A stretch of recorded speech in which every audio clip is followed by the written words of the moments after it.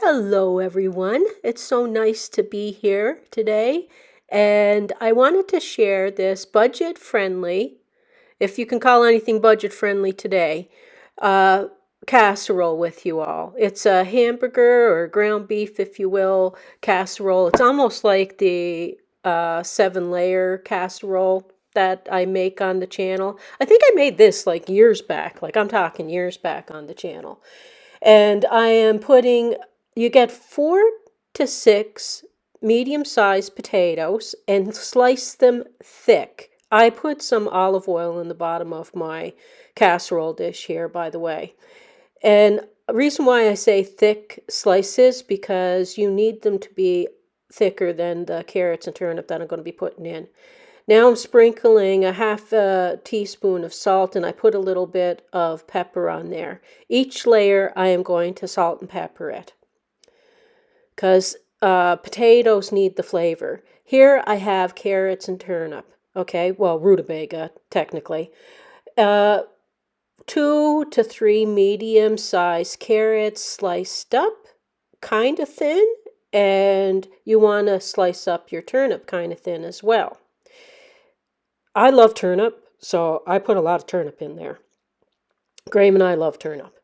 I decided to make a full casserole instead of a half a recipe for Graham and I because we were going to be busy the next day, and then we wouldn't have to worry about what we were going to have for supper, that this would be in the refrigerator waiting for us.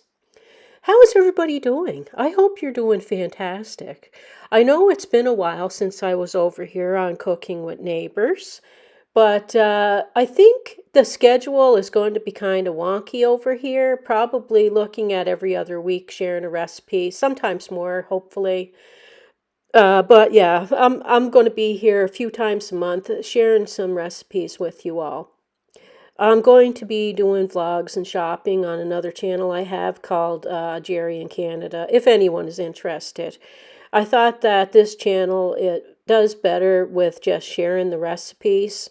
It seems to be, when I look at the algorithm, what people really want. So that's why I decided I'll do the vlog somewhere else. Putting a drizzle of olive oil over the top of my vegetables because the beef that I'm using, the ground beef that I'm using, is a leaner cut, and there wouldn't be a lot of fat coming off of it, so that's why I drizzled the olive oil over the top. Now into my ground beef, you're going to add your favorite seasonings. I'm going to just go with the usual, like seasonings and stuff. Salt and pepper, of course, I'll put in there. I'll put let me tell you how much ground beef I have. Now, if you want, you can make this in a smaller dish, of course, and half the recipe and use just a pound of ground beef, but I have about 2 pounds of ground beef, so a little over 900 grams of ground beef. And I'm adding, here I have Italian seasoning. I'm going to add a good 2 teaspoons of Italian seasoning. And like I say, you can make this your own. You could add chili flakes to this. I don't need to tell you guys. You guys know what you like, I bet. So, but I'll tell you what I like. And I like putting the Italian seasoning in there, and a teaspoon of garlic powder and a teaspoon of onion powder. Give or take, a little more, a little less. Doesn't have to be exact.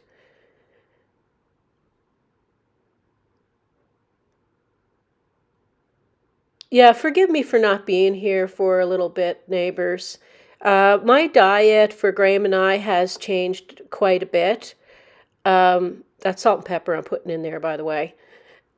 Uh, we are eating things that are not very exciting, but very enjoyable at the same time. And I'm not sure how many of those recipes you all will like, so I have thought it over, and a couple of times a month I'll come over here with the recipe that I think that maybe you all will enjoy. So I'm just giving the meat a mix. My hands are clean. You don't use nasty hands in the kitchen. I think you all know that. So, and then you're just going to press this over the top of your vegetables. Tasty, tasty. This is really good. This is a dish.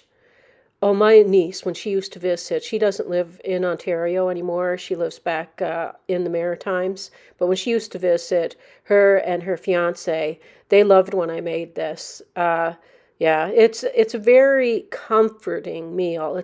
And if you can get some ground beef on sale, go for it. And it doesn't have to be ground beef. You can brown up some sausage, pretty much cook it. Like an Italian sausage or something along that line, and you could cut it up and into chunks and put that in here if you don't want, if you see that on sale instead of ground beef. Also, you can do ground turkey or ground chicken if you want. Like you don't have to go with exactly what I got here. Even ham steak, you can cube up ham steak and put that in here, and that's tasty as well. Now the topping on this is very simple, very easy sauce. Now you can double this sauce. If you want, you can double this sauce, because after I put it together the way that I normally do with the 1 can of tomato soup with a half a can of water mixed together, and you can put some seasonings in that as well if you want. The can of soup is 284 milliliters, or about 10 ounces, okay? My oven, by the way, is preheated to 350 degrees Fahrenheit. Now, you can go 375 degrees Fahrenheit and reduce the cook time on this if you want, but I'm making it at 350 degrees Fahrenheit today. So just added the water to the mix here. You can go a little bit more than a half can of water. You could go up to 3/4 of a can. So I'm going to pour this all over the top of the ground beef. Yeah, and after some time in the oven, I decided to put another bit. I decided to put another can of tomato soup with about a half a can of water, about that. I didn't put as much water in the second can because I was afraid of it going over the top of my casserole dish. And I didn't want to mess in my oven. Nobody wants that. So I take it out and I show you it with the 1 can of sauce. And at that time, I think it was off camera, I added another can of the tomato soup with a little bit of water.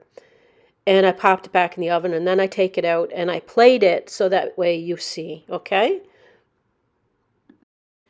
Now I am covering it with foil wrap here. I'm going to pop it in my preheated oven, and it's going to take probably, well, I have it on the 3rd shelf from the bottom, the 3rd rack from the bottom, and so it took mine a little bit longer than maybe it may take you. So depending on your oven and where you place your casserole dish, if you put it on the 2nd rack from the bottom or the 3rd, and you're going to cook this or bake this casserole until all the vegetables are fork tender, okay? It will take, at 350 degrees Fahrenheit, it's going to take you about an hour and 15 to an hour and a half, depending on how thick your vegetables were cut. Now, like I say, tipperoni, cut those potatoes much thicker than your carrots and turnip, and cut your carrots and turnip kind of thin. That way everything kind of cooks about the same time, and your potatoes don't just turn to mush on you, okay? I'm just checking it here, and that's at this point I decided, because it's not going to bubble over really, I didn't think, and it didn't, to add another can of soup and a bit of water. And now I'll pop it back in the oven, and I'll come right back. Now there is my plate, all delicious looking and tasty, tasty. And there it is, seeing plenty of sauce in there if you guys like sauce. And It's so comforting. I really hope you give this a try, and I thank you all for being here today. I love you all, and I hope that you are enjoying your days. Peace, love, and God bless, and please come back again.